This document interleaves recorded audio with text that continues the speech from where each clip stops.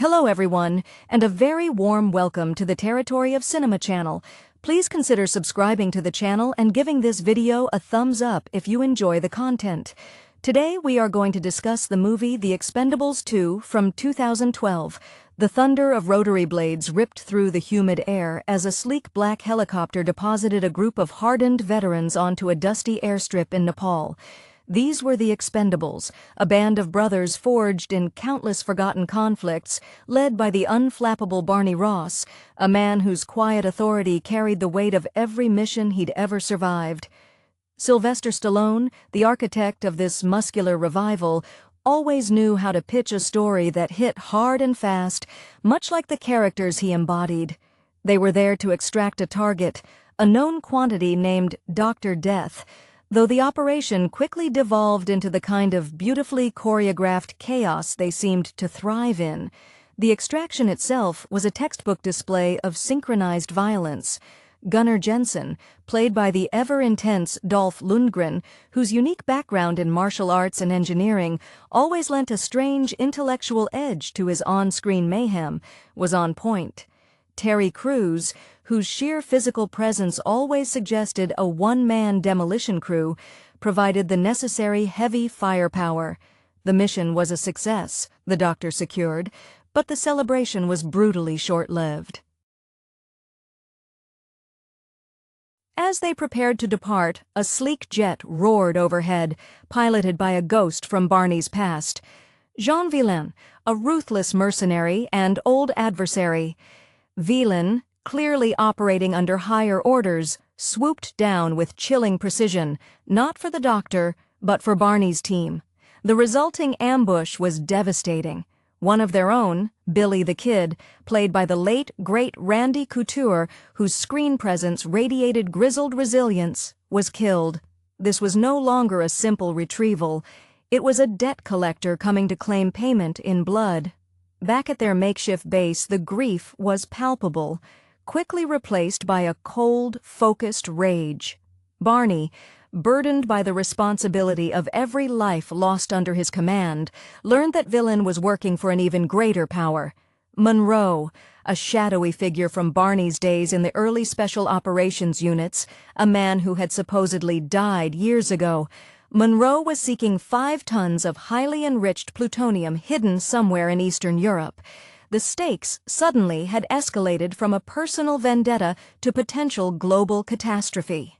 The team, Ross, Christmas, Jason Statham, whose lightning-fast knife work always felt entirely believable given his background in various forms of combat arts, Hail Caesar, Terry Crews, Gunnar, and Toll Road, Randy Couture's usual role, was thankfully occupied by someone else this time, though the essence of the grizzled veteran remained, decided to go rogue.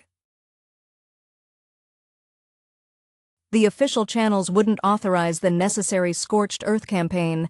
They needed to hunt Monroe and avenge Billy. Their pursuit led them deep into the forgotten, war-torn landscapes of Eastern Europe, a perfect playground for mercenaries who needed anonymity. The action ramped up immediately. A sequence involving a raid on a mine, where the team navigated tight, dark corridors against overwhelming odds, showcased their teamwork. Gunnar, wrestling with his own demons, a past addiction that Stallone always subtly hinted at, found redemption in saving Toll Road during one particularly nasty skirmish. The film truly exploded when Arnold Schwarzenegger's Trench Mauser and Bruce Willis's Church made brief but impactful cameo appearances. Their conversation, delivered with the dry wit of 2 men who had seen everything, confirmed the severity of the threat and served as a nod to the legacy of the action heroes who inspired these roles. It was a meta moment, a wink to the audience that celebrated their shared history. The climax unfolded in a sprawling, abandoned military base. Monroe, arrogant in his perceived invincibility, believed he had already won. However, he underestimated the depth of the Expendables' commitment to vengeance. The arrival of Maggie, Sasha Grey, an unexpected but effective addition bringing her own unique intensity, a fierce operative who had been tracking Monroe's movements, provided the necessary intel for the final assault. The final confrontation was everything fans expected: explosions galore, close-quarters combat, and an almost operatic display of firepower. Barney finally cornered Villain, leading to a brutal personal fight that mirrored their history. Meanwhile, Christmas, utilizing his famed knife skills, kept the horde of mercenaries at bay. The plutonium plot was foiled, Monroe met his deserved end, and the score was settled. As the smoke cleared, the surviving Expendables didn't celebrate wildly. They simply looked at each other, acknowledging the cost of their friendship before retreating back into the shadows, ready for the next call to arms. It was a promise of continuity, cemented by the bond forged not just in training, but in shared sacrifice. The sun beat down on the jagged peaks surrounding their temporary sanctuary, a stark backdrop to the grim determination etched onto Barney Ross's face. He was the anchor, the man whose survival instinct was as finely tuned as the precision of Christmas's throwing knives. Jason Statham's character, always the quiet observer, conveyed volumes with a slight narrowing of the eyes, a man whose mastery over blades was less about flair and more about cold, hard efficiency, a skill honed in the unforgiving arenas of competitive combat sports before he ever stepped onto a film set. The weight of Billy the Kid's absence settled heavily on the others. For Randy Couture's presence in the franchise, often playing the grounded, steady hand, his off-screen departure left a noticeable void that the script had to acknowledge, not just gloss over. It fueled Gunner's desperation. Dolph Lundgren, whose own intellectual approach to action, often playing characters who were smarter than they were brutal, made his descent into near recklessness more poignant. He was trying to prove he was still solid, still the necessary component, especially after past struggles alluded to subtly in their dialogue. Hail Caesar, Terry Crews, was their human artillery, a powerhouse whose booming voice and sheer bulk belied the disciplined military background he often projected on screen. When he hefted his massive weapon, it felt like the laws of physics were temporarily suspended just for him. Their camaraderie wasn't the forced bonding of actors. It felt lived in, the kind of deep trust earned only when the person next to you is literally willing to take a bullet for your mistake. The journey into the heart of the Eastern European conflict zone was a masterclass in tactical infiltration. They moved like shadows through crumbling infrastructure, their movements economical, every step calculated. When they hit the first heavily fortified outpost, the sequence was reminiscent of classic war films, only amplified by modern pyrotechnics. Toll Road, the demolition expert whose role in the original assembly often involved the careful placement of charges, was now operating on pure adrenaline, improvising explosive solutions to immediate problems. When Trench Mauser and Church showed up, it wasn't just a cameo, it was an acknowledgement of the lineage. Schwarzenegger, the Austrian oak, whose very presence redefined the action genre in the 80s, offering a knowing smirk, and Willis, the quintessential reluctant hero, delivering exposition with a weary sigh, it grounded the whole operation, suggesting that these younger mercenaries were merely the next iteration of an ongoing global struggle against forces that never truly dissipate. The final push against Monroe's fortress was pure cinematic catharsis.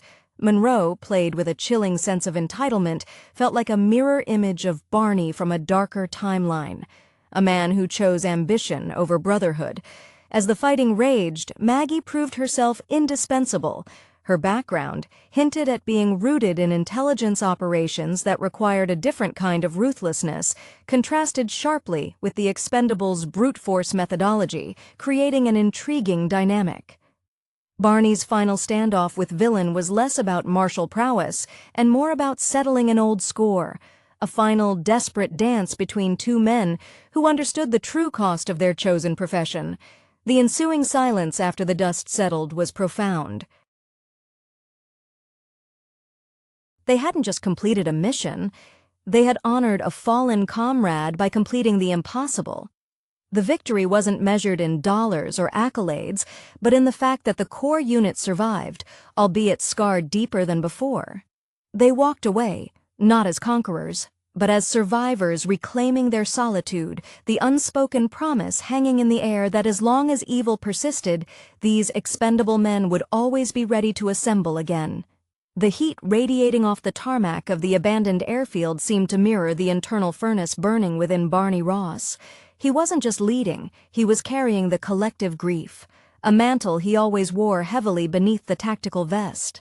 His eyes, perpetually scanning the horizon, held the distant glaze of a man who had seen too many sunrises from the wrong side of a firefight. The dynamic within the remaining group was taut, stretched thin by loss, but ultimately reinforced by necessity. Christmas, ever the picture of controlled aggression, moved with an almost unnerving fluidity. Statham's background in competitive martial arts translated perfectly into the seamless economic movements of a man whose reaction time bordered on precognition.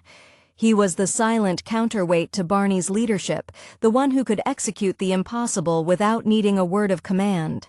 Gunner's near recklessness during the mining operation was a desperate plea for relevance. Lundgren, possessing an intellect that often seemed at odds with the sheer brutality required of his profession, channeled his character's inner turmoil into explosive action. When he finally pulled Toll Road from the collapsing tunnel, it wasn't just a rescue. It was a statement to himself that he still mattered, that the old demons hadn't entirely consumed the soldier.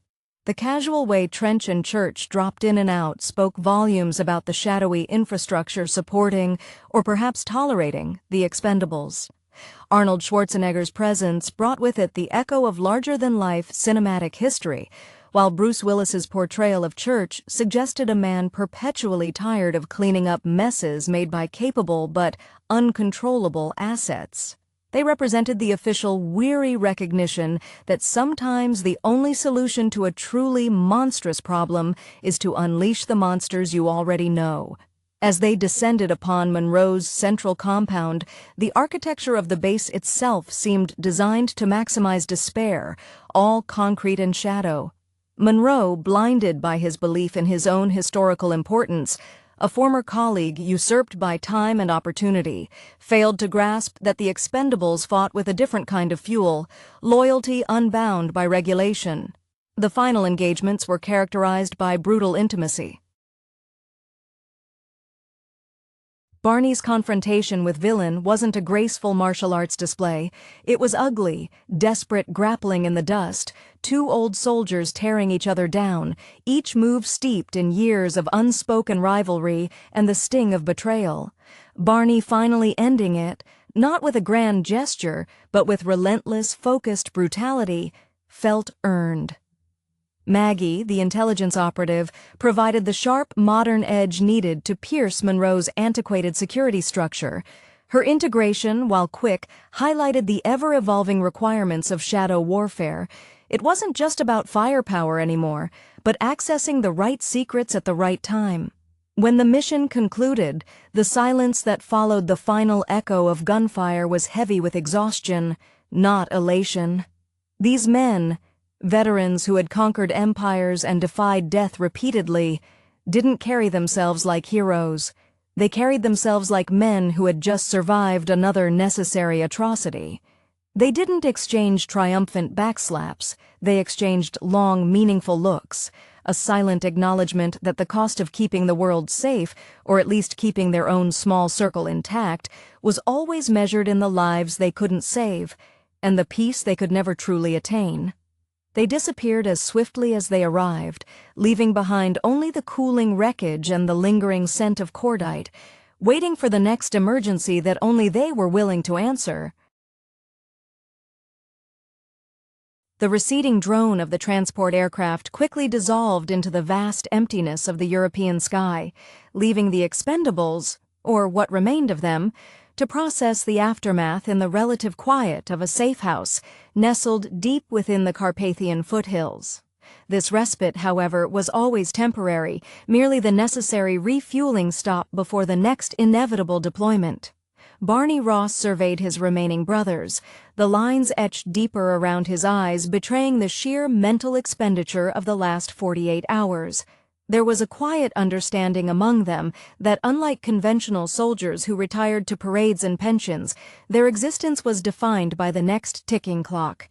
Christmas, meticulously cleaning the blood spatters from his collection of throwing knives, each one a testament to countless hours spent honing deadly artistry, was the picture of contained focus. He was the necessary discipline in Barney's leadership, the man who ensured that even amidst chaos, procedure, however brutal, was followed. Hail Caesar, slumped near a makeshift communications array, let out a deep sigh that seemed to shake the very floorboards. Terry Crews always brought a necessary sense of grounded, relatable exhaustion to the relentless violence. Even a demigod of destruction needs a moment to catch his breath before the next superhuman feat. Gunnar Jensen, surprisingly subdued, was poring over schematics of the blown-up facility Monroe had occupied, his engineer's mind trying to deconstruct the failure point not just tactically, but personally. Dolph Lundgren's unique presence always suggested a man wrestling with concepts far grander than the immediate threat, and now, having stared down his own demons and survived, he seemed almost restored, the intellectual edge sharpened rather than dulled by the ordeal. The nature of their victory over Monroe carried a distinctly unsettling flavor. They had dismantled a rogue operation, prevented a plutonium disaster, and exacted personal vengeance, yet the machinery that funded and directed men like Monroe remained untouched, shadowy, and indifferent. This knowledge weighed most heavily on Barney. He knew that the powerful, the puppet masters who viewed men like them as disposable tools or necessary irritants, were already recalibrating their strategies. The brief reassurance offered by Trench and Church, the nod from the old guard, was less a promise of security and more a confirmation that the war against institutional evil was eternal and unwinnable in the traditional sense. Maggie, having proven her worth, not just with firepower, but with crucial intelligence, represented the evolving landscape of clandestine warfare. She was the necessary infusion of modern espionage into their rugged, almost anachronistic brand of mercenary work. Her presence suggested that the next threat would likely be less about stockpiled weapons and more about corrupted data streams or deeply buried secrets, challenges that required more than just sheer muscle. As the day waned, the transmission crackled to life. It was Church, his voice carrying the familiar tone of exasperation mixed with veiled reliance. He didn't offer praise. He simply laid out the next set of coordinates, another flashpoint where diplomacy had failed, and only the Expendables' unique skill set could prevent an outbreak of global consequence. There was no deliberation. The team simply nodded, the unspoken contract reaffirmed. They were the world's necessary evil. The blunt instrument swung only when the delicate tools broke. Packing their gear, the quiet resolve settled back over them. They gathered their remaining supplies, leaving the safe house exactly as they found it, clean, functional, and soon to be abandoned. The road ahead promised more dust, more blood, and the grim satisfaction of knowing that for now at least, a catastrophic domino effect had been momentarily halted by a handful of obsolete warriors. The coordinates flashed on the worn monitor in the safe house, stark white against the gloom, and with the appearance of that digital summons, the brief illusion of rest evaporated. Barney didn't even need to look at the faces of his team. He could feel the shift in their collective energy, the immediate snap back into operational mode. They were like finely tuned instruments being put back on the rack after a jarring performance, a necessary reset before the next concerto of violence. Christmas was already securing the medical kit, his movements economical, never wasting energy on superfluous gestures. Jason Statham's persona, both on and off-screen, always suggested an almost zen-like control, and here it manifested as an almost chilling indifference to comfort. He understood that in their world, comfort was a liability, a softness that Monroe's ilk exploited. Hail Caesar, Terry Crews, stood up with a groan that sounded almost theatrical, yet carried the genuine weight of fatigue. He was the heart of the team's raw power, but even he needed the stability that Barney and Christmas provided. His loyalty, visible in the way he immediately looked to Barney for confirmation, was absolute, born from the shared understanding that they were all running from, or towards, the same inevitable endpoint. Gunner, meanwhile, was meticulously rechecking the firing pins on his heavy ordnance. There was a newfound steadiness in his hands, a quiet resolution that suggested his recent brush with disaster had purged some of the lingering self-doubt. Dolph Lundgren's characters often carried an undercurrent of intellectual superiority that could easily curdle into arrogance. Here, that intellect was being channeled purely into survival and execution, a testament to Stallone's understanding that the greatest action heroes often have a deeply flawed, yet brilliant, core. Maggie remained an enigma, a sharp, efficient presence that felt both integral and slightly alien to their brotherhood. She moved with the practiced silence of someone who had spent years cultivating invisibility in high-stakes environments. Her effectiveness was undeniable, yet the deep, unspoken history that bound the others, the shared deployment rotations, the decade-spanning memories of forgotten skirmishes, was something she observed rather than shared. She was a necessary satellite pulled into their orbit by mutual peril.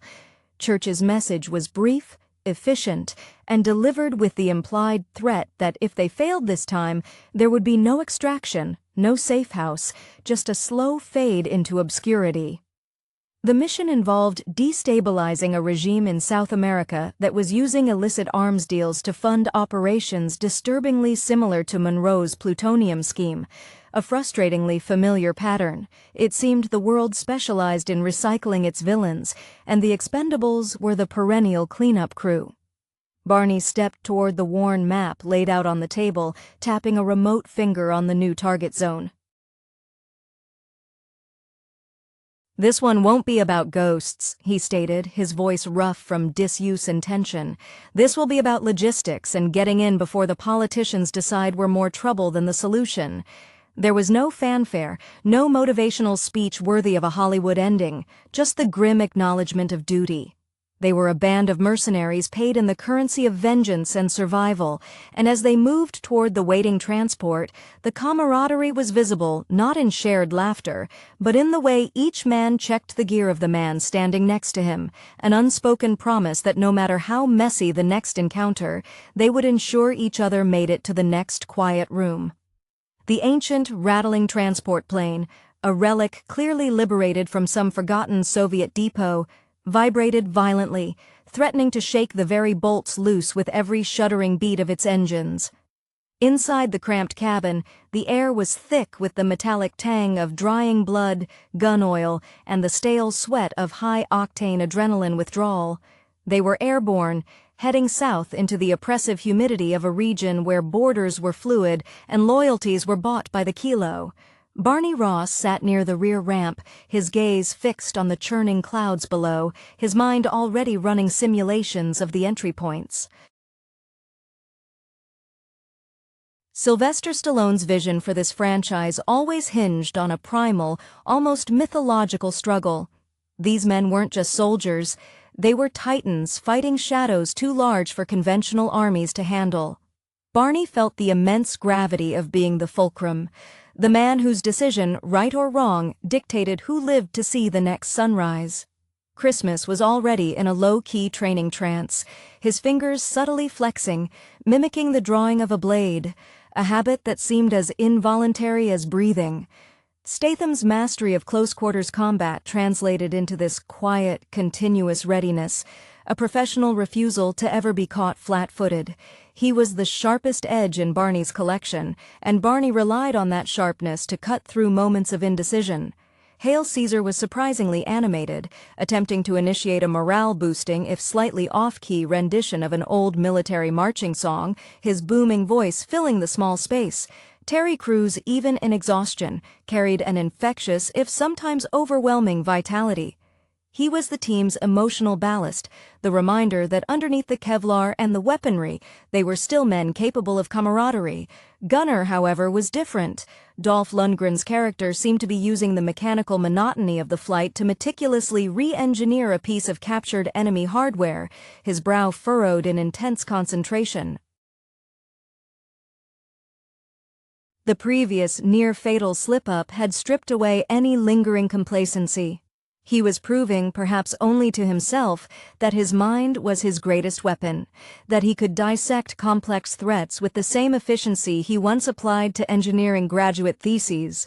Maggie sat slightly apart, reviewing encrypted satellite data on a ruggedized tablet. She was the team's intelligence window, providing context to the chaos. Her background, steeped in the bureaucratic warfare of international agencies, gave her a perspective the others lacked. She understood the political quicksand they were often dropped into, the reasons why Church needed men like them to operate outside the lines of accountability. When they finally reached their insertion point, the pilot signaled with a curt nod. The descent was not a precision drop, it was a controlled fall into hostile territory, designed to bypass standard radar detection. As the ramp lowered, blasting hot, unfamiliar air into the cabin, Barney gave the final, almost inaudible command. There was no need for a rousing speech. Their shared, unspoken language of warfare, a sequence of glances, hand signals, and body posture, conveyed everything. They were not going for diplomacy or negotiation.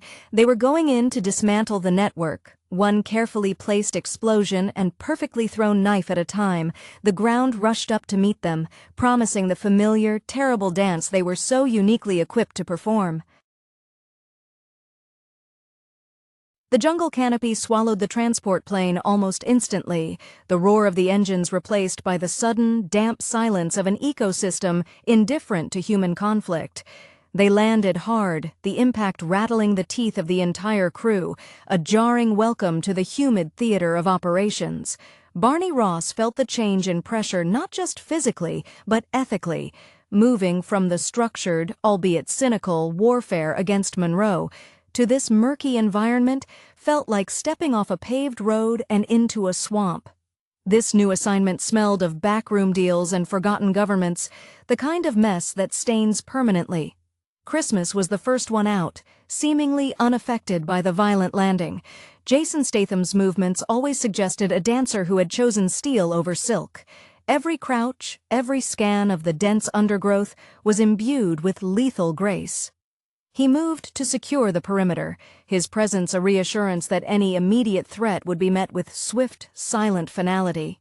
His knives, now sheathed, were extensions of his intent, not mere tools. Hail Caesar immediately started setting up a listening post, his bulk surprisingly adept at navigating the tangled roots and vines. Terry Crews always brought a necessary element of almost good-natured brute force, a counterpoint to the grim focus of the others. His sheer physical presence was often enough to deter lesser patrols, a living testament to the power of overwhelming firepower controlled by a disciplined mind. Gunnar Jensen, surprisingly, took the lead in navigating the terrain map, his engineering focus translating well to assessing structural weaknesses in the environment itself. Dolph Lundgren carried the memory of the recent battle not as trauma, but as refined focus. He was studying the vegetation patterns, looking for the subtle signs of human traffic that a less observant operator would miss. His intelligence, often a source of friction when misunderstood, was now their greatest asset in this thick, obscuring wilderness. Maggie, moving with an almost unnatural quietness, was already patching into local communication frequencies, her fingers flying across the keyboard of her hardened laptop, peeling back layers of electronic camouflage. She was the modern key to unlocking the old-world problems these mercenaries faced. Her efficiency was cold, professional, and entirely necessary to avoid the political fallout that always trailed Church's shadow operations. Barney watched them work, a knot tightening in his stomach. They were functioning perfectly, perhaps too perfectly. This level of precision suggested they were walking into a carefully constructed ambush, the kind of elaborate setup that required significant resources that only the truly powerful could muster. He felt a wave of protectiveness for this strange, mismatched family. They weren't recruited for patriotism or ideology. They were bound by shared experience and a mutual disdain for the enemies who preyed on the powerless. As Maggie identified a high-frequency burst, indicating a nearby convoy movement, Barney signaled for a halt. "Caesar, prep the perimeter charges. Gunner, tell me what the structural integrity of that old bridge looks like. Christmas, you're on point for the approach. We go silent, no flare, until we confirm who's paying for this little parade."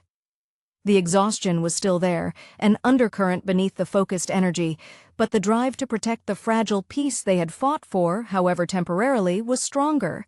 They melted into the green darkness, ready to exchange the silence of the jungle for the deafening roar of inevitable conflict. The ambush, when it finally sprung, was indeed meticulously planned, but it lacked the personal venom of their last encounter. This was not a vendetta.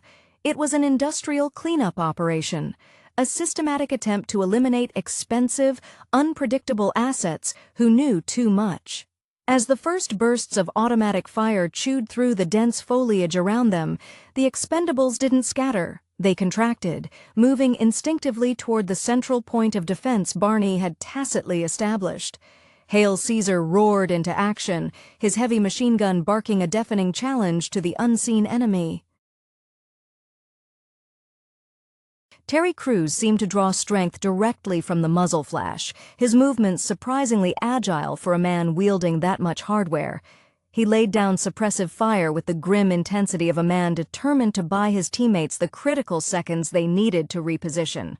Gunner Jensen, surprisingly, was the one who orchestrated the counter-assault's technical element. While firing his own rifle with surprising accuracy, he simultaneously directed Toll Road, who was now operating on pure improvisation, on how to overload a nearby power junction they had spotted earlier. Dolph Lundgren's mind, sharp and analytical, turned the jungle infrastructure against their attackers, creating electrical feedback loops that sent cascading surges through the enemy positions, momentarily stunning them. It was engineering applied to warfare, classic gunner efficiency. Christmas became a blur in the periphery, a phantom moving between the trees. Jason Statham's expertise with knives meant that when he engaged, the fight was brutally brief and silent. He specialized in eliminating threats before they could broadcast their position. There was a moment where he disarmed an assailant with a precise block, twisted the man's arm, and used the enemy's own blade to sever communication lines, all in one fluid motion that lasted perhaps 2 seconds. Maggie, though lacking the sheer offensive weaponry of the others, proved invaluable in identifying the source of the command signals. She was operating on the move, her position constantly shifting to avoid return fire, her voice calm over the comms as she fed Barney real-time data on flanking maneuvers. She was the eyes and ears that prevented them from being completely encircled by this well-drilled professional force. Barney, coordinating the symphony of destruction, felt a strange detachment. This fight lacked the emotional clarity of revenge. Here they were simply fighting to survive the next 5 minutes so they could complete the next arbitrary task set by Church. Yet, the bond held. When Caesar took a glancing, non-lethal blow to the shoulder from shrapnel, Barney was there an instant later, applying a field dressing while simultaneously issuing commands.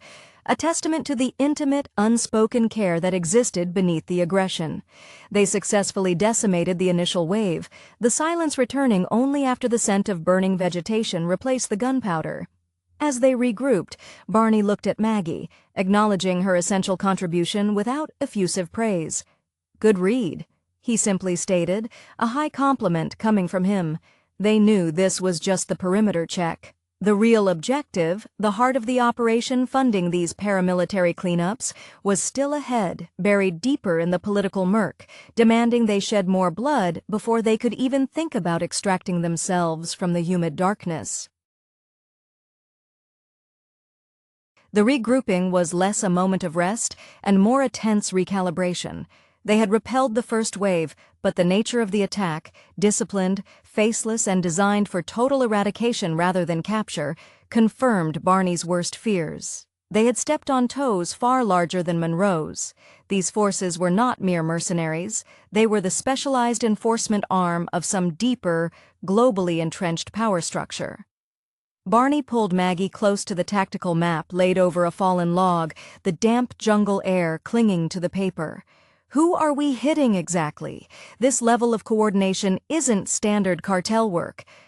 Maggie pointed to a satellite overlay showing a vast, heavily guarded industrial complex nestled deep in the region's interior, far from any recognizable sovereign territory.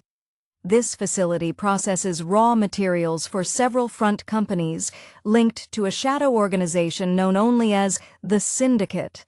They specialize in leveraging destabilization for profit, arms, resources, political leverage. They eliminated Monroe because he became too visible. We are just collateral damage they need to clean up quickly. Christmas, leaning against a thick trunk, polished a freshly retrieved combat knife on his fatigues, his eyes hard. So we're not just stopping an arms deal, we're punching the financial engine of chaos. Sounds like a Tuesday. The dark humor was Statham's defense mechanism, the professional acknowledgement that their life expectancy was tied directly to their capacity for violence. Toll Road, usually the steady voice of demolition expertise, was unusually quiet, focused on setting up seismic sensors around their perimeter. The loss of Billy the Kid still resonated, casting a long shadow over their need for flawless execution. Randy Couture's grounded nature, even in memory, demanded that the remaining team maintain absolute tactical awareness. Caesar grunted, testing the weight distribution of his heavy ordnance. Terry Crews needed a tangible problem to solve, and preparing for a direct assault on a fortress suited his direct approach. If it's concrete and steel, I can make space. Just tell me where the choke points are, Maggie. His straightforwardness was the anchor against the abstract threat they were now facing. Gunnar, recovering from the rush of utilizing his intellect under fire, was examining the captured enemy communications gear. Dolph Lundgren's character was seeing the patterns, the structural weak points in the enemy's digital architecture. Their encryption relies on a localized server hub inside the complex perimeter. If we disrupt that hub before the main assault, we can blind their internal security grid for the crucial window. It was a precise, high-risk maneuver that played directly to his strengths. Barney nodded, the plan solidifying. This wasn't about a massive frontal assault. It was about precision striking, exploiting the very arrogance of a large organization that believed its size made it invulnerable. They would move at night, a ghost unit exploiting the brief window Gunnar would create. As twilight bled into absolute darkness, they prepared for the final push. The bond between them, forged in the crucible of shared near-death experiences, tightened. There were no lingering doubts. No second-guessing. They were the obsolete weapon, the necessary blunt object, and they were about to remind the shadows who they were. Barney looked at his team one last time before stepping into the oppressive blackness leading toward the fortified compound. "Let's go earn our retirement," he muttered, the irony thick in his voice, knowing full well that retirement was a luxury they would never truly afford. The approach to the Syndicate's fortress was a masterclass in controlled attrition, a slow, grinding advance through terrain that seemed actively hostile to intruders. They moved in a staggered line, the darkness of the jungle offering scant cover against the floodlights that occasionally swept the perimeter. Barney led, his senses heightened to a painful degree, the constant pressure reminding him that every mistake here would be magnified tenfold by the enemy's resources. Gunnar and Maggie worked in tandem during the infiltration phase. Dolph Lundgren's character, having identified the weak point in the digital security, relied on Maggie's ability to interface with alien systems without triggering immediate alarms. She worked with a quiet focus that suggested a deep understanding of digital betrayal, her fingers dancing over holographic projections that materialized from her gear. It was a necessary fusion. Gunnar defined the structural vulnerability, and Maggie exploited the informational one. When they reached the outer defensive perimeter, A complex matrix of laser grids and pressure sensors, Toll Road took the lead. The demolition expert moved with the reverence of an artist approaching a delicate masterpiece. Instead of brute force charges, he employed micro-explosives, placing tiny, precisely calibrated charges that bypassed the main alarm system, creating silent pathways through reinforced concrete. The concentration required was immense, reflecting the pressure of knowing that a single misstep would alert hundreds of heavily armed guards. Hail Caesar provided the necessary muscle for the breaches that couldn't be subtle.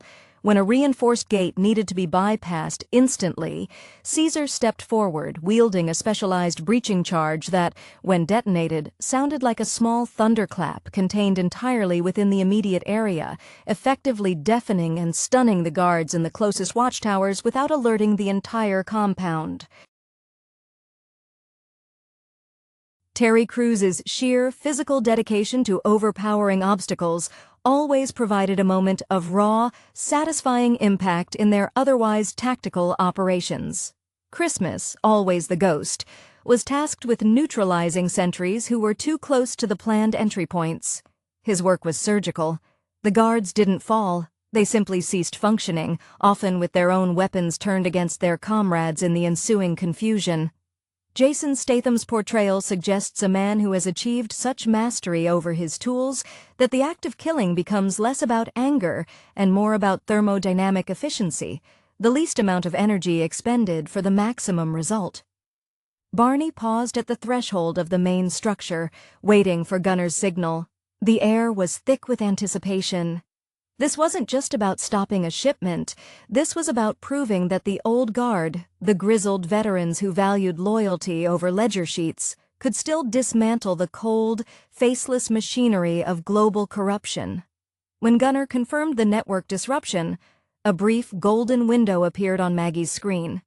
"Go!" Barney hissed. The team surged forward. It was a calculated plunge into the heart of the beast, a final, desperate gamble fueled by shared history and the haunting memory of the lives they couldn't save. They moved not as soldiers, but as antibodies injected into a spreading infection, knowing full well the fight would be ugly, personal, and potentially their last stand. The interior of the Syndicate complex was a sterile labyrinth of polished steel and humming servers, a stark contrast to the organic chaos of the jungle they had just escaped. Barney Ross felt an immediate sense of wrongness here. The enemy was organized, corporate, and utterly devoid of passion, which often made them the most dangerous kind. They were fighting a bureaucracy armed with military-grade hardware. As Gunner and Maggie worked frantically to keep the internal network paralyzed, Christmas and Caesar formed the spearhead of the ground assault, moving through the corridors with a terrifying, synchronized efficiency. Caesar's heavy footfalls seemed to shake the very foundations, drawing the bulk of the security response. Terry Crews, utilizing his immense frame, turned narrow hallways into kill zones, absorbing fire while maintaining devastating offensive pressure. He moved not just with power, but with strategic awareness, always aiming to collapse corridors or create bottlenecks that favored their compact, lethal team structure. Christmas was a silent counterpoint, appearing from unexpected angles to neutralize officers attempting to reboot the security systems. Jason Statham's focus was absolute. He fought with the relentless precision of a ticking clock, his blades flashing only when necessary, often using the environment itself, a stray metal pipe, a shard of broken glass, as an improvised weapon when his signature knives were temporarily unavailable. Barney moved with Toll Road toward the Central Data Core, the presumed nexus of the Syndicate's regional operations. Randy Couture's character on the team always represented the unwavering foundation, and here he was tasked with ensuring no digital counteroffensive could be launched. He was setting thermal charges on the server banks, preparing to erase the evidence of their infiltration alongside the corrupt operations. The very act of destroying information seemed to give him a grim satisfaction, a tangible erasure of the enemy's reach. The resistance stiffened significantly as they neared the core. These were not regular guards, but elite private security, highly trained and utterly committed to their paychecks.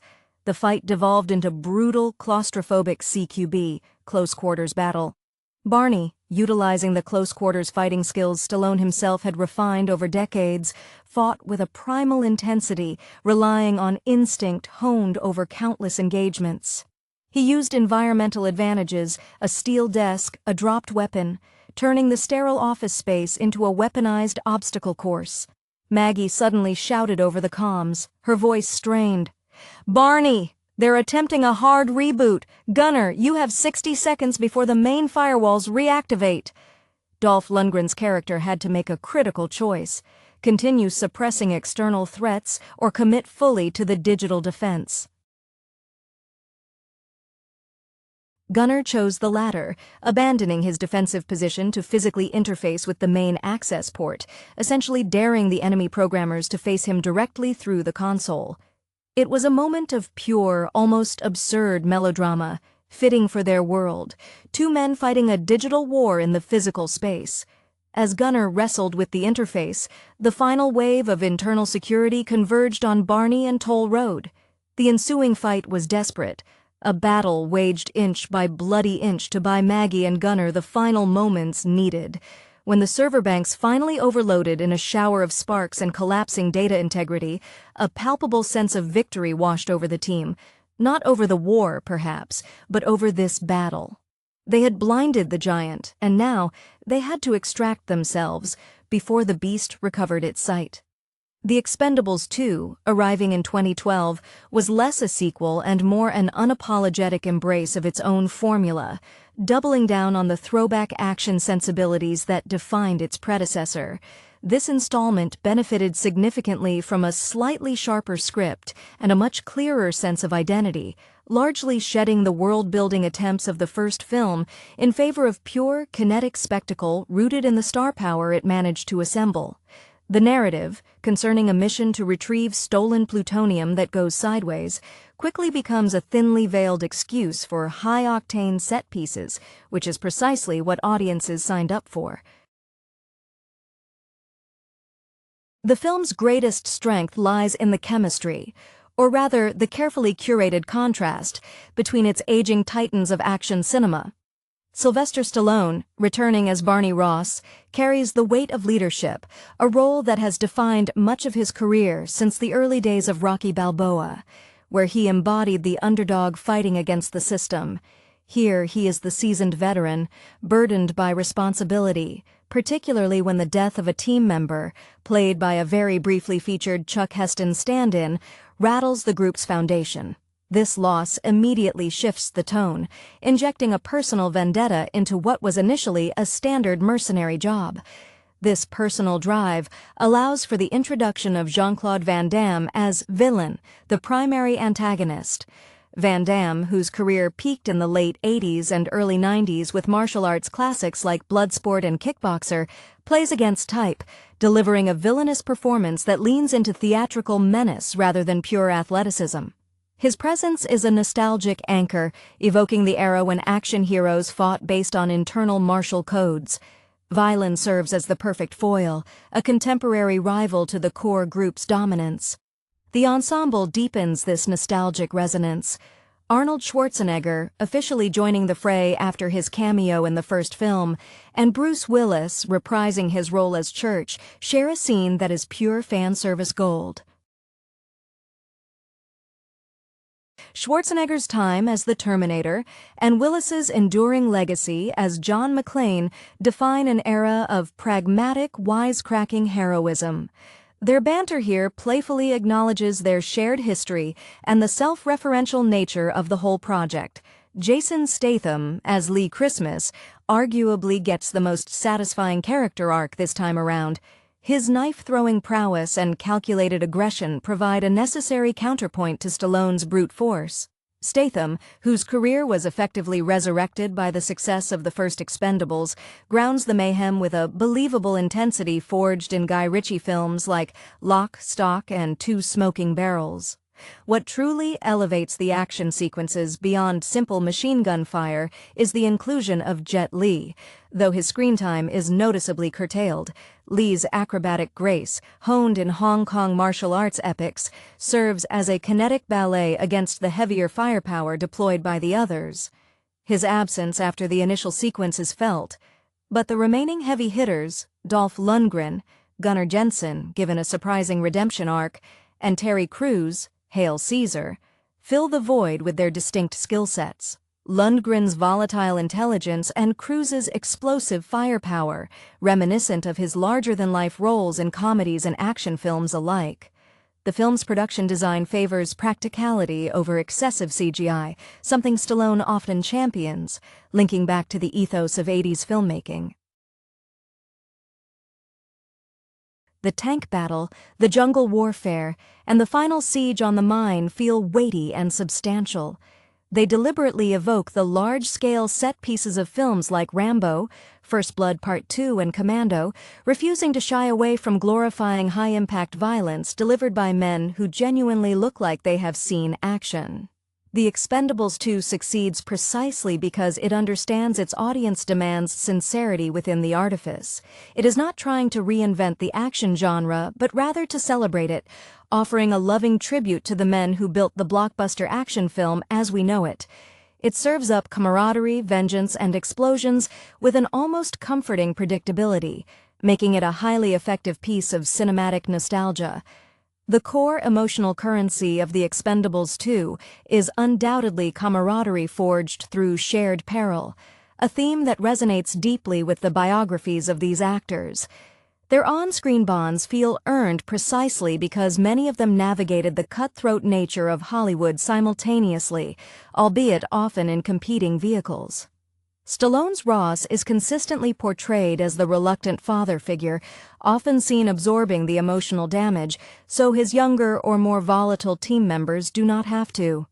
This contrasts sharply with Van Damme's villain, who operates from a place of profound resentment and ego. Villain is portrayed not just as a mercenary but as a former contemporary who was perhaps overshadowed by Stallone's early success, lending a layer of metatextual conflict to their confrontations that transcends the simple plot mechanics. The sheer physical presence of the cast demands attention. Crews, whose Hail Caesar often employs overwhelming firepower, embodies a joyous excess often associated with larger-than-life movie personalities. His weaponry, particularly the massive rotating gun, feels like a direct homage to the excessive hardware favored in films from the era when Schwarzenegger ruled supreme. Similarly, Lundgren's return as Jensen, initially presumed lost or a liability, becomes a crucial pivot point. His transition from a potentially compromised asset to a loyal operative is handled with surprising quickness, allowing the film to utilize his manic energy and intelligence in the final act without bogging down the pacing with extensive psychological exploration, a luxury the film cannot afford. The film dedicates significant time to the sheer pleasure of watching highly skilled professionals execute difficult tasks. When Lee Christmas sets up a complex booby trap or executes a knife throw that defies physics, the camera lingers, allowing the audience to appreciate the craft being displayed. This focus on execution speaks volumes about the actor's understanding of their legacy. They are not just playing mercenaries, they are playing archetypes of the action hero they spent decades refining. Statham, in particular, grounds his sequences with sharp, economical movements, a style learned from his roots outside mainstream Hollywood, making his moments feel less bombastic and more precisely dangerous. Furthermore, the extended jungle sequences and the eventual assault on the heavily fortified enemy base tap into a primal satisfaction often missing in modern, heavily digitized action movies. There is a tactile quality to the explosions and the hand-to-hand combat that suggests real weight and physical strain. Even when the physics bend slightly for the sake of spectacle, such as an impossibly long descent or a barrage of bullets that somehow spares the protagonists, the underlying commitment to the practical staging keeps the action feeling authentic to the 1980s action grammar it reveres. The film successfully weaponizes nostalgia, not just by including familiar faces, but by replicating the feel of the action cinema that made those faces famous.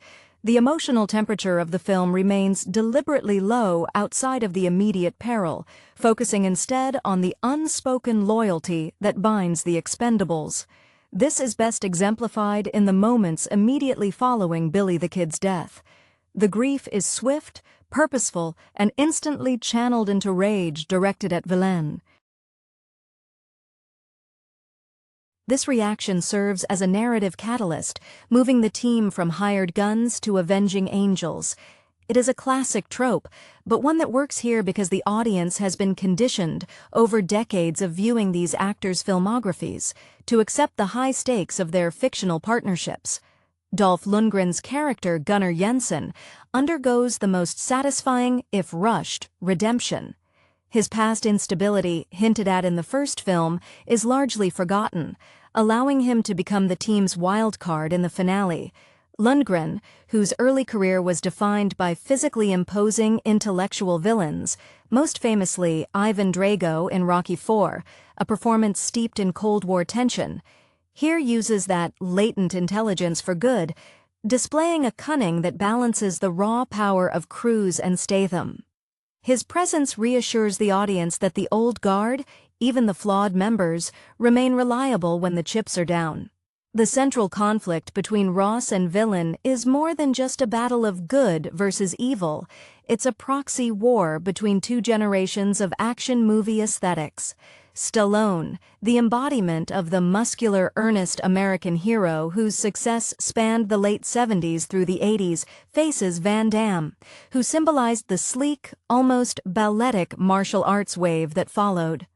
Villain's motivations, greed mixed with professional jealousy, are simplistic, allowing the film to prioritize the physical confrontation. When they finally meet, the fight is less about flawless technique and more about raw, desperate willpower, reflecting the enduring nature of their cinematic personas. The film's reliance on establishing shots of explosions and rugged landscapes underscores a commitment to scope reminiscent of the era that birthed Schwarzenegger's peak performances, where sheer scale equated to epic storytelling. The environments themselves become characters, the arid, desolate regions amplifying the isolation of the mission, and the confined, claustrophobic mineshaft, suggesting a return to the raw, visceral tension found in earlier action-horror hybrids. Every set piece, from the aerial assault to the final shootout in the dilapidated structure, feels designed to maximize the visual impact of its veteran stars, ensuring that every jump, every punch, and every bullet fired carries the weight of their collective cinematic history. The sequel's success also hinges on its masterful use of recurring motifs and familiar dialogue structures, acting as shorthand for decades of cinematic shorthand. Phrases like, "I'm getting too old for this S," though perhaps cliché, are delivered by Willis with a weariness that suggests genuine reflection on his own career longevity, not just that of John McClane. This meta-commentary functions as an inside joke shared between the film and the audience who grew up watching these icons redefine the action template. Stallone, known for writing dialogue that is often sparse but impactful, ensures that Ross's commands carry the gravitas expected of a field leader. His exchanges with Schwarzenegger's trench, though brief, are loaded with unspoken history, suggesting a network of retired operatives whose lives are simply on hold between global crises. This shared past implies a universe where their legendary exploits are common knowledge, a necessary fiction to justify assembling such a ridiculously capable team for a relatively modest objective, retrieving plutonium. Furthermore, the visual language employed throughout the film is a deliberate throwback to the saturated colors and hard shadows of late 80s action thrillers, consciously avoiding the muted, desaturated palettes that became fashionable in the early 2000s. This aesthetic choice reinforces the emotional tone, uncomplicated, high stakes, and unambiguous.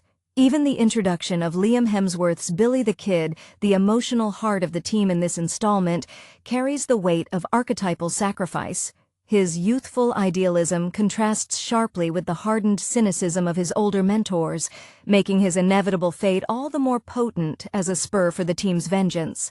His character serves as the audience surrogate, the newest member learning the hard lessons of mercenary life, thus providing a clear emotional benchmark against which the veteran's stoicism is measured. The film requires this sacrifice to justify the elevated stakes and to fully unleash the protective, almost paternal fury of Ross and Christmas. The deployment of the supporting cast, while often fleeting, is strategically timed to maximize the nostalgic payoff for each screen legend. Randy Couture's Trench, whose gruff demeanor and physical presence recall his successful run in mixed martial arts and supporting action roles, adds another layer of grizzled competence to the assembled force. His contribution is less about dialogue and more about immediate, visceral capability when the odds look stacked against them. Similarly, the brief but memorable appearance of Arnold Schwarzenegger's Trench elevates the entire sequence he occupies. When he strides into the frame, often with a quip lifted from his past glories, it signals an escalation, a calling in of the A-list reserves. This isn't just an ensemble. It is a carefully managed exhibition of cinematic firepower, where each star's entrance is treated like a headline event in a major wrestling card. The action choreography in the final confrontation against villains' forces leans heavily on showcasing individual strengths rather than seamless team synchronization, which oddly works in its favor given the characters' established personalities. Lee Christmas relies on misdirection and precision, his knives finding their mark with quiet lethality. Hail Caesar delivers chaos with overwhelming force, his actions loud and decisive. This visual segmentation of combat styles allows the audience to appreciate the distinct career trajectories of the actors: Statham, the calculated professional; Cruise, the powerhouse enthusiast. The final showdown with Villain, stripped down to a close-quarters brawl, serves as a necessary palate cleanser after the large-scale military engagements, returning the focus to the personal vendetta. It affirms that despite the tanks, helicopters, and massive arsenals, the core appeal of these films remains the primal confrontation between two titans who have earned their scars through decades of on-screen conflict. The resolution is neat, perhaps too neat, but perfectly aligned with the film's desire to offer catharsis rather than complexity. The decision to give Dolph Lundgren's Gunnar Jensen a pivotal role in the latter half of the film is perhaps the most surprising character maneuver, offering a nod to the audience's deep appreciation for his complex, often misunderstood, screen presence. Lundgren, whose academic background often contrasts humorously with his on-screen persona as the physically imposing intellectual threat, is allowed to shed the instability that plagued him earlier. In the final act, when he coordinates tactics alongside Stallone and Statham, his contributions feel earned not through a lengthy arc, but through the implicit understanding that beneath the volatility of his screen, history lies sharp strategic capability. This narrative choice validates the inclusion of actors whose careers have seen peaks and valleys, suggesting that true skill is never entirely lost, merely dormant. The film's emotional high point, despite the abundance of explosions, resides in the quiet moments of shared acknowledgement among the team members after a costly victory. When Barney Ross looks over his remaining crew, the unstated dialogue speaks volumes about survival in an industry that constantly seeks replacements. These men are depicted as anachronisms, operating outside the current trends of filmmaking, yet their very existence in this blockbuster framework validates their enduring appeal. They are relics of an era where the hero was defined by physical presence and clear moral lines, a concept the Expendables 2 fiercely defends. Even the villain played by Van Damme benefits from this retrospective framing. His character is less a complex mastermind and more an extension of the rivalries that defined the direct-to-video action boom of the 1990s. When he exchanges words with Ross, it feels like a confrontation between two action styles that once vied for dominance: Stallone's grit versus Van Damme's fluidity. The film ultimately sides with grit, dispatching the more overtly stylized antagonist through blunt force and teamwork, suggesting that the old-school unified approach triumphs over individual, perhaps more esoteric skill sets. This conclusion solidifies The Expendables 2, not just as an action movie, but as a declarative statement about the enduring power of the classic American action hero archetype. The success of the sequel is also intrinsically tied to its unwavering commitment to scale and spectacle, a hallmark of the blockbuster filmmaking era these actors dominated. The centerpiece of this commitment is undoubtedly the protracted sequence involving the capture and subsequent rescue of the team, which plunges the narrative into a decidedly militaristic landscape. This environment allows each member to deploy their specialized skills in a manner that feels both necessary and overwhelming to the enemy forces. For instance, when the team utilizes heavy weaponry, the sheer volume of firepower employed, often captured in wide shots that emphasize the chaos, is a direct callback to the excesses celebrated in Stallone's own directorial efforts, like Cobra or Tango and Cash, where visual saturation equated to narrative dominance. The introduction of the Russian mercenary forces, functioning as anonymous cannon fodder, serves a crucial structural purpose. They allow the primary cast to showcase their legendary status without significant narrative risk. These disposable antagonists provide the perfect canvas for the idiosyncratic fighting styles of the leads. Jet Li's brief but breathtaking contributions, though missed after his initial departure, are exercises in kinetic artistry, emphasizing agility over brute force, a style honed in the intricate choreography of his Shaw Brothers and later Hong Kong studio work. His brief participation acts as a sharp reminder of the technical mastery still present, even if the film prioritizes sheer demolition elsewhere. Furthermore, the film subtly explores the weight of legacy through the characters' interactions with newer, younger adversaries. The ease with which the Expendables neutralize younger, unseasoned military operatives underscores a generational gap in competence. The veterans possess a battlefield awareness, an instinctual understanding of positioning and threat assessment that their adversaries lack. This tacit understanding elevates the emotional stakes. The audience is rooting not just for the survival of the characters, but for the validation of the action film language these actors perfected. The final moments of communal survival, often punctuated by a shared, knowing glance, particularly between Statham's Lee Christmas and Stallone's Ross, confirm that their bond transcends the paycheck. It is the shared experience of having defined an entire genre, now celebrated and reaffirmed under fire. The film expertly navigates the thin line between genuine action spectacle and self-aware parody, a tightrope walk only possible because of the unparalleled recognition of its stars. This self-awareness manifests most clearly in the team's banter regarding their retirement status and accumulated years, a running gag that functions as both an apology for any perceived sluggishness and a celebration of their enduring relevance. The humor is earned through decades of box office receipts. They can joke about their age because their past successes grant them that license.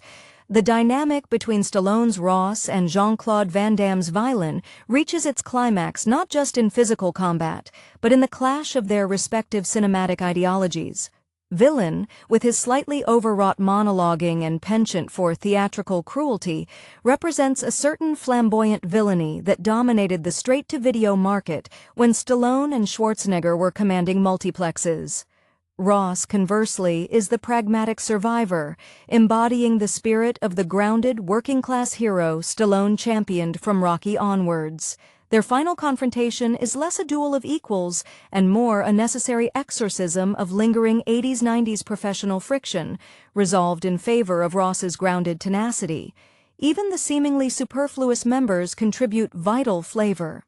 Terry Crews's Hail Caesar, wielding ridiculously oversized weaponry, is the embodiment of action hyperbole made flesh.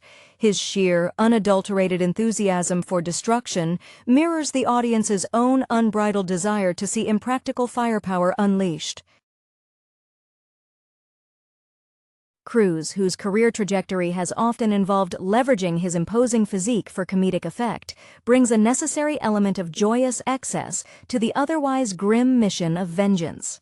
This juxtaposition, the grim necessity of revenge against the sheer fun of the destruction, is the delicate alchemy that makes The Expendables 2 work as a piece of escapist entertainment. It's a curated museum exhibit of action cinema's greatest hits, where every dusty artifact is polished and displayed to maximum nostalgic effect. The film's pacing, while relentless in its set pieces, occasionally allows brief, poignant moments that underscore the theme of found family. The loss of Billy the Kid acts as the crucible, solidifying the remaining members' commitment not just to the mission, but to each other's survival. This emotional anchor is crucial because without it, the film risks devolving into mere highlight reel assembly. The camaraderie observed during the quiet moments, the sharing of a drink after a particularly brutal fight, or the immediate covering of flanks without spoken command, suggests a brotherhood forged over countless imaginary wars that now finds its ultimate expression in this shared cinematic universe. Jason Statham's Lee Christmas often serves as the grounded emotional center reacting to Ross's stoicism. Christmas represents the dedication to craft. His knife work is always precise, almost surgical, a stark contrast to the brute force deployed by Caesar or the tactical cunning of Jensen upon his return. Statham's understated intensity, which he developed through roles emphasizing controlled violence, ensures that his character remains relatable even amidst the escalating absurdity of the firepower arrayed against them. He is the reliable lieutenant, the one whose loyalty is never in question, providing stability against the volatile elements of the team like Jensen or the occasional aloofness of Trench. The utilization of the Argentinian landscape as a backdrop for the climactic siege further emphasizes the film's preference for tangible environments over green screens. This visual choice connects directly back to the filming ethos of the 80s, where geography dictated action rather than the other way around. The narrow canyons and fortified structures demand tactical engagement rather than simple long-range eradication, forcing the aging heroes to rely on teamwork, positioning, and the specific skills of each operative. This structural requirement ensures that even when the firepower seems infinite, the enemy remains a palpable threat, validating the necessity of assembling this constellation of fated superstars. The film understands that legacy is best displayed when the odds are steep enough to require every icon present. The enduring theme threaded through The Expendables 2 is the concept of professional loyalty, transcending mere employment, a dynamic deeply rooted in the real-life camaraderie and competitive history of its assembled stars. Barney Ross's protective instincts toward his team, particularly after Billy's death, are not just leadership traits. They reflect Stallone's own experience steering massive productions and managing the egos of his peers. This protective shell is what makes villains' calculated betrayal so jarring. It is an attack on the family unit, the very thing that separates the Expendables from common mercenaries. Van Damme's villain is intentionally written to embody the professional slight. He isn't just a villain seeking money. He seems motivated by a resentment for those who achieved sustained A-list dominance, while his own career shifted paths. This professional history allows the final confrontation to carry an undercurrent of meta-narrative, the past versus the present, the rival aesthetic styles finally meeting in a definitive, brutal closure. When Ross finally dispatches Villain, it feels like the settling of old professional scores, not just the conclusion of a mission. Furthermore, the film leans heavily into the inherent visual comedy supplied by the sheer mismatched physicalities of the cast. Terry Crews, towering and possessing an almost unnerving enthusiasm for his weapon systems, provides necessary comic relief that breaks the tension built by the more measured violence of Statham or the grim focus of Stallone. Crews's Hail Caesar is the physical manifestation of the over-the-top action style that the movie affectionately mocks while simultaneously celebrating. He is the answer to the question, what if a man could wield artillery with the ease of wielding a sidearm? The sequence involving the rescue and subsequent reliance on the team's expertise within the enemy compound showcases a military procedural element often praised in the careers of actors like Schwarzenegger, whose previous roles frequently involved infiltration and overwhelming force projection. When Schwarzenegger and Willis reunite for their brief but impactful scene, their dialogue flows with the casual authority of men who have saved the world countless times before. They are veterans trading war stories disguised as mission updates, their chemistry relying on the audience's ingrained understanding of their respective cinematic universes. The stoic, machine-like efficiency of the Terminator meeting the beleaguered, sarcastic heroism of John McClane.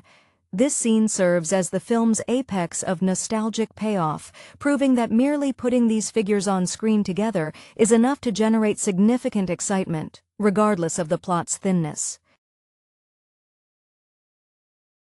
The visual execution of the action in The Expendables 2 often favors practical effects and deliberate staging over the frenetic, shaky cam style prevalent in contemporary action cinema.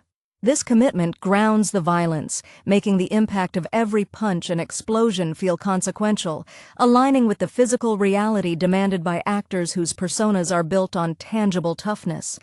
Stallone, deeply invested in maintaining this aesthetic thread from his Rambo and Rocky days, ensures the choreography emphasizes weight and momentum. When Lee Christmas engages in close combat, the focus remains on the deadly precision of his knife work, a style learned from years of honing practical screen combat, contrasting sharply with the more expansive, broad strokes destruction favored by Hail Caesar. This stylistic dichotomy allows the film to cater to different segments of the action fanbase simultaneously. Jet Li's brief inclusion, though frustratingly truncated, represents the pinnacle of acrobatic martial arts integration, a style indebted to Hong Kong cinema's emphasis on fluid, almost gravity-defying movement. His early exit serves as a narrative device, pushing the remaining, more muscle-bound heroes to carry the load, thereby reinforcing the film's core thesis. That brute force and tactical experience can overcome specialized, high-velocity agility. Moreover, the narrative successfully leverages the concept of legacy protection. The mission itself, retrieving the plutonium, quickly transforms into a personal crusade, which is the only justification large enough to mobilize such an expensive and notorious roster of operatives. This shift elevates the emotional stakes from financial compensation to moral obligation. The grizzled cynicism of the older members, particularly Bruce Willis's church, who treats their lives as expendable assets until the betrayal occurs, underscores the inherent danger of their profession. When the line is crossed by villain, the team's response is unified and absolute, driven by the code of conduct they have established outside conventional military or espionage frameworks, a code that demands vengeance for the fallen.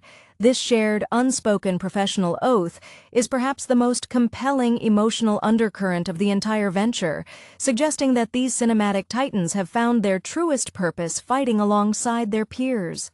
The deliberate pacing around the central betrayal, Billy the Kid's death, is orchestrated to maximize the emotional recoil from the audience who has invested decades into these screen heroes.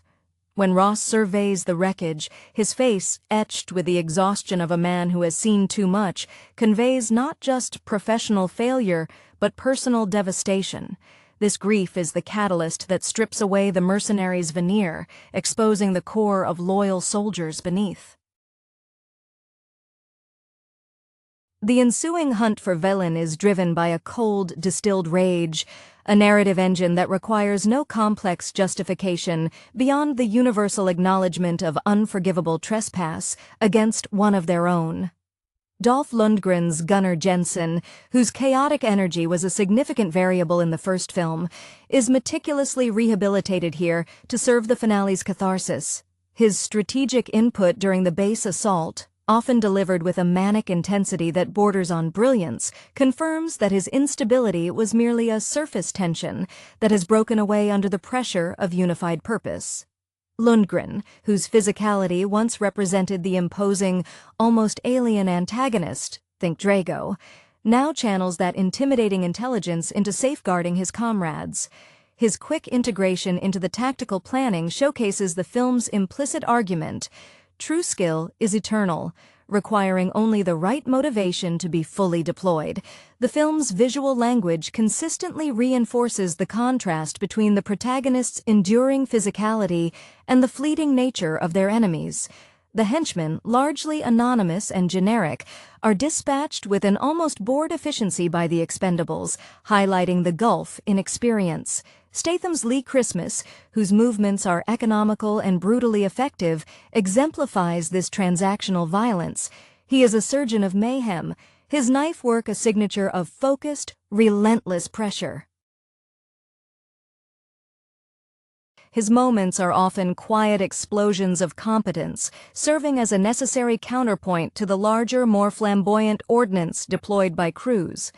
Ultimately, The Expendables 2 functions as a cinematic reaffirmation of a particular brand of masculinity and heroism, one defined by competence, mutual reliance, and unwavering loyalty in the face of overwhelming odds.